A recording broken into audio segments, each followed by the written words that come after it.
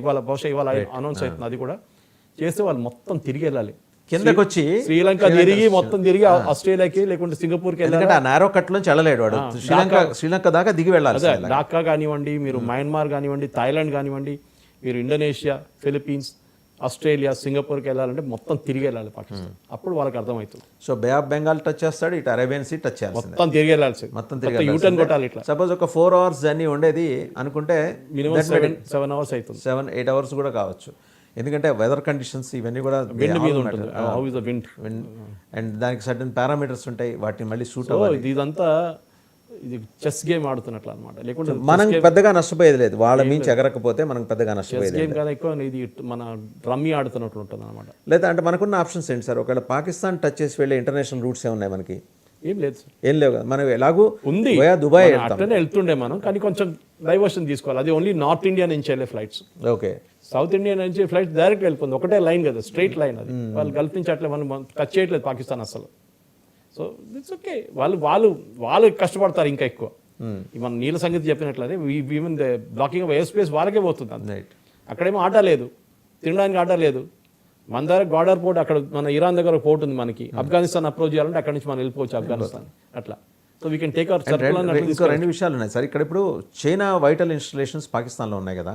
ఒకవేళ మనం ఏమన్నా ఈ ఆర్థిక దిగ్బంధనం అంటే ఎకనామికల్ బ్లాకేడ్ కనుక చేస్తే చైనా వాడు కన్స్ట్రక్ట్ చేస్తున్న పోర్ట్స్ మీద ఇంపాక్ట్ ఉంటుంది, అడ్వర్స్ ఇంపాక్ట్ ఉంటుంది. చైనా ఫస్ట్ ఆఫ్ ఆల్ వాళ్ళు ఇప్పుడు పరేషాన్గా తిరుగుతున్నారు. వాళ్ళు ట్రంప్ కొట్టి వాళ్ళకి అసలు ఏం చేయాలని అర్థం కావట్లేదు.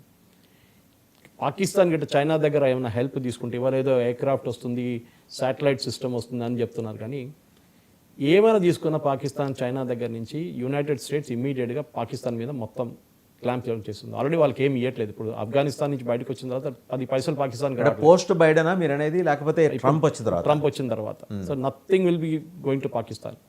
వాళ్ళ మీద కూడా ఆంక్షలు పెట్టేస్తారు. ఇప్పుడు 135%, 140% పాకిస్తాన్ మీద పెట్టేస్తారు, because you're dealing with China. So China కూడా చాలా క్లియర్గా తెలుసు ఈ పరిస్థితుల్లో మన ఐఫోన్ మ్యానుఫ్యాక్చరింగ్ అక్కడి నుంచి ఇక్కడికి తీసుకొచ్చేస్తున్నాం. యాపిల్ వాళ్ళు మేజర్ కార్ మ్యానుఫ్యాక్చర్స్ వెళ్ళిపోతున్నారు. అంటే ఆ పరిస్థితిలో China will not take a risk. Pakistan పోతే పోయింది, మాకేం పోయిందని చెప్తారు. మేము కట్టిన డ్యామ్లు ఉన్నాయి, మేము కట్టిన రైల్వే ట్రాక్లు ఉన్నాయి, మేము కట్టిన రోడ్లు ఉన్నాయి, అది అక్కడే ఉండండి. ఎట్లయినా లోన్లు ఇచ్చాం కదా, లోన్ కట్టాలి. మాకు లోన్ కట్టకపోతే ఇంకా ఉంచుకుంటాం, పాకిస్తాన్కి ఉంచుకుంటాం. మనం పాకిస్తాన్కి రీపే కెపాసిటీ ఎక్కడ ఉంది? లేదు.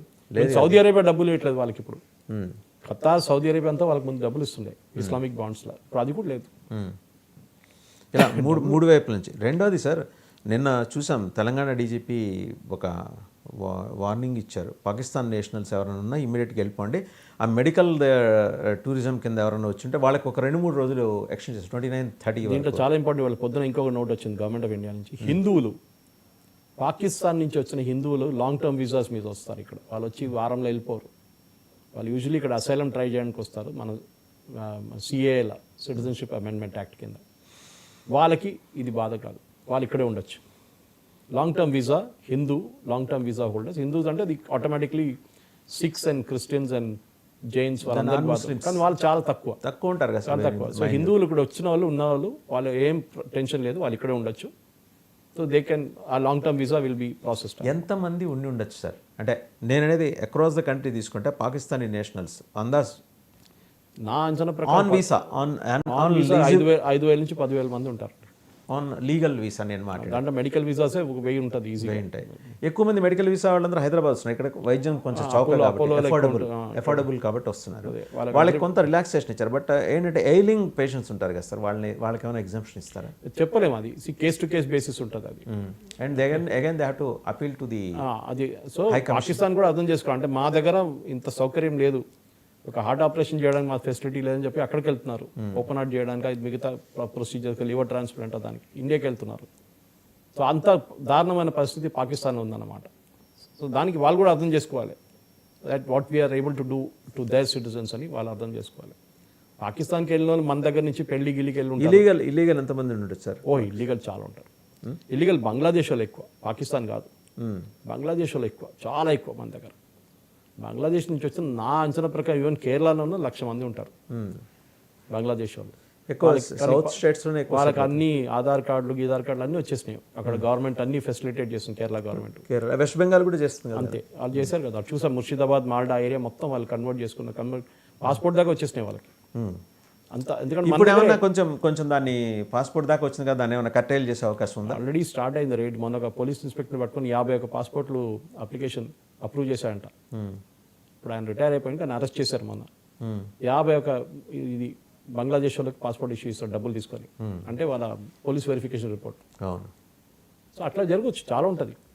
కానీ అదేమైపోయిందంటే అది మన్మోహన్ సింగ్ గవర్నమెంట్ టైంలో పట్టుకోవాలండి, అది చేయలేదు.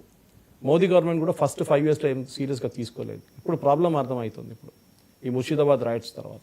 ఇప్పుడు అర్జెంట్గా హైదరాబాద్లో రోహింగ్యాస్ కూడా అడ్రస్ చేయాలి కదా సార్. వీళ్ళని కూడా పనిలో కానీ రోహింగ్యాస్ ఏమంటారు, UNHCR కార్డ్స్ మీద వస్తారు, యునైటెడ్ నేషన్స్ రెఫ్యూజీస్ కార్డ్ మీద వస్తారు. మనం సైన్ చేయలేదు ఆ treaty. How come we allow them sir then? Allow ఏంటి, సుప్రీంకోర్టు అయితే వాళ్ళ పిల్లలకి స్కూల్ అడ్మిషన్ కూడా ఇప్పించారు ఢిల్లీలో. ఆలోచించండి, రేపు మన కాలు కింద బాంబు పెట్టేటోళ్ళు వాళ్ళ పిల్లలకి స్కూల్లో అడ్మిషన్ ఇప్పించారు.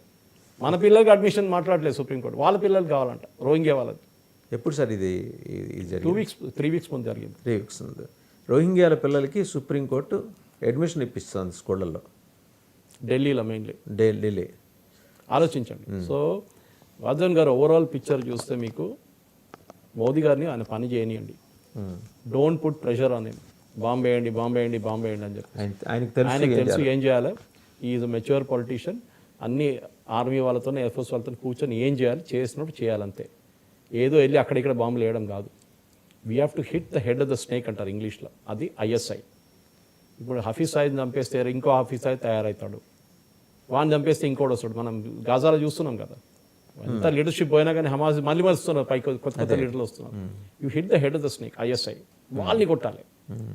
వాళ్ళని కొట్టడం ఏంటి, వాళ్ళకి టెర్రరిస్ట్ ఆర్గనైజేషన్గా డిఫైన్ చేయాలి వాళ్ళని. అది US ఆల్రెడీ స్టార్ట్ చేశారు. US చెప్పారు ఈజ్ అ టెర్రరిస్ట్, #1 టెర్రరిస్ట్ అని కొన్ని కాంగ్రెస్ మెన్ చెప్పారు ఆల్రెడీ, ఆసిఫ్ మునీర్ని వాళ్ళ ఆర్మీ చీఫ్ని. So that's a pressure. వాడిని కంట్రీ నుంచి బయటకు